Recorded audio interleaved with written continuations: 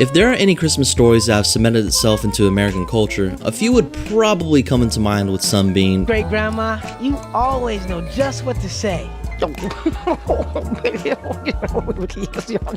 Christmas! For one, A Christmas Carol by Charles Dickens, the Christmas specials produced by Rankin Bass Productions, and quite possibly one of my personal favorites, Die Hard, which is an ongoing debate whether it's a Christmas movie or not. Despite the director and Bruce Willis debunking this, I don't care.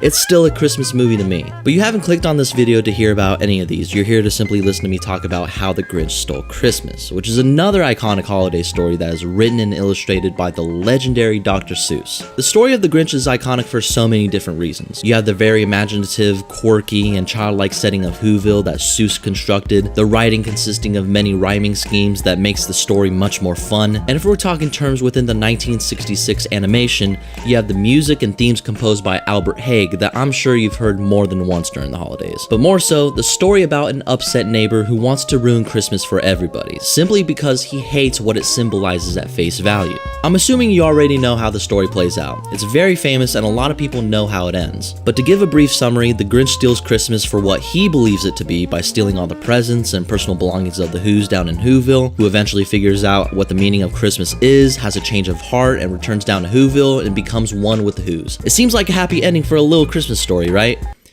I personally don't think so, which may seem a bit of a stretch, and you must be asking, well, Ryan, it's a Christmas story. They all get together at the end. They live happily ever after, which, yes, they do kinda, but not in the way that it was probably intended. And I can't stress on the word probably enough as I already do now. I'm gonna say this is all based off a theory and how I perceive on why the Grinch loses. Now let's first take a look at the character design of the Whos. They seem like your standard run-of-the-mill Dr. Seuss signature style, the slender bodies, eyes always closed, nose scrunched in, but one thing they all have in common is they all kind of look the same. Other than hairstyles, like what makes each Who separate itself from the other?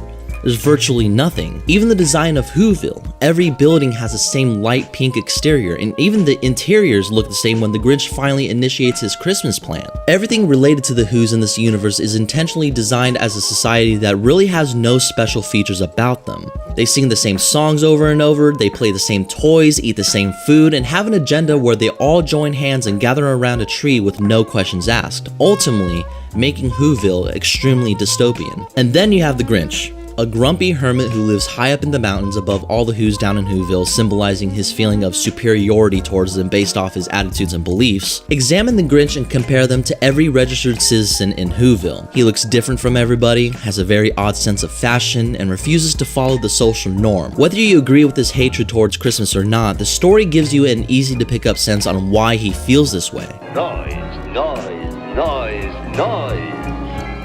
All these characteristics about the Grinch, ranging from personality, appearance, beliefs, represents that one single individual standing outside of the crowd. In other words, originality, very much what the Grinch symbolizes. It gets to a moment where the constant Christmas noise breaks the mental barrier of the Grinch, and he acts upon the very thing on which he believes to be the way to destroy Christmas for the Whos, by stealing the entire holiday. He eventually dresses up as the iconic figure of Santa Claus, also being the foreshadow of what is destined for him later in the story, which we'll get towards at the end of the video. And so far, a successful night of stealing gifts, food, overall tarnishing the holiday for the unoriginal Whos. The Grinch eventually stumbles across Cindy Lou Who, the more distinct looking Who of the entire town when comparing to the rest of the townsfolk. She questions on who she views to be Santa Claus, easily fooled by the obviously bad cosplay designed by the Grinch, representing the innocence of youth. Cindy Lou questions what's in front of her and not what's around her, until a moment will probably arrive that will force her to look at her life in a much more broader perspective, very much like the Grinch, but as of right now, she's only 2 years old. This also explores the Grinch's character in two separate ways. One, from looking at the Grinch's life in the past, at least on how he used to be, since he obviously has experienced naivety and everybody has experienced youth. And secondly, from a present perspective, since his once naivety has turned to cruelty, he takes advantage of that mindset and convinces Cindy Lou that the tree he's taking will be brought back from his workshop. This eventually leads to the Grinch stealing Christmas successfully. Upon pushing the colossally high sleigh of presents down his mountain, the Grinch desires to hear the sounds of the Whos realizing their Christmas has been stolen. Instead of cries and sorrow, he hears supposedly rejoice, contentment, and families singing together, since that is the true meaning of Christmas Christmas all along. But in actuality, it is revealed that the Who's down in Whoville are part of a brainwashed society all along, and they knew that standout who opposes to their culture, that being the Grinch, was the one who took their Christmas. The Who's used their ultimate weapon by singing this song to complete the final phase of brainwashing the Grinch entirely, immediately transforming his once cruel and ungrateful heart into something much similar to everybody else's. We see the ambiguous ray of light shine through the bottom of Whoville and into the sky, which from that point, the deed is done. The now newly transformed Grinch rushes down to return the presents to the Who's, unaware the true nature of his soul is now stuck in the sunken place for all eternity. He joins together with the Who's to carve the roast beast, giving the exact posture and mannerisms as to those surrounding him at the table. The Grinch slowly turns into one of the Who's, accepting and content on the outside, whereas hopelessness and emptiness exists within the inside, with his true actions uncontrolled and the Grinch truly being dead. Which is Dr. Seuss's message to the readers and audience this whole time. The further we let corporate agendas creep into our lives personally, it'll begin to manipulate us into a brainwashed state. We will soon become lifeless robots, blindly accepting what's in front of us and failing to question what makes humanity for what it is,